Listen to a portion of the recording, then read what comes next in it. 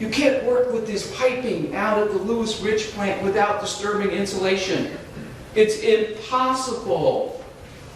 It's impossible. Remember, I asked even their corporate representative, I said, listen, if you're going to work on valves and pumps, the things I just showed you, what do you have to do?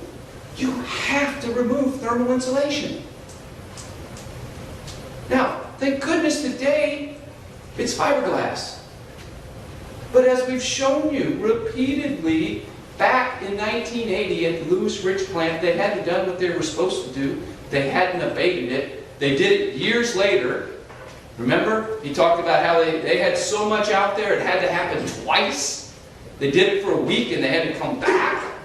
And the records that you have will show you that it's thousands and thousands of linear feet. That plant's not even that big. Think about thousands and thousands of linear feet of asbestos. And then we know that Kathy was exposed. What does that all mean? Well, when a company hires a worker, they must make sure that they do certain things, and one is you don't take the stuff home. And folks, we went through it with Dr. Rogley. I tried to do it as quickly as possible, but I think it's important, you know, this is just the tip of the iceberg as to what was known from the 1900s until 1980.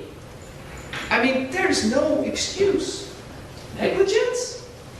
This isn't even close.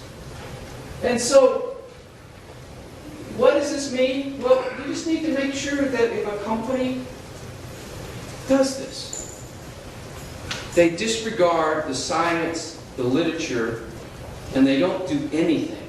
And you didn't hear evidence that they did a single thing.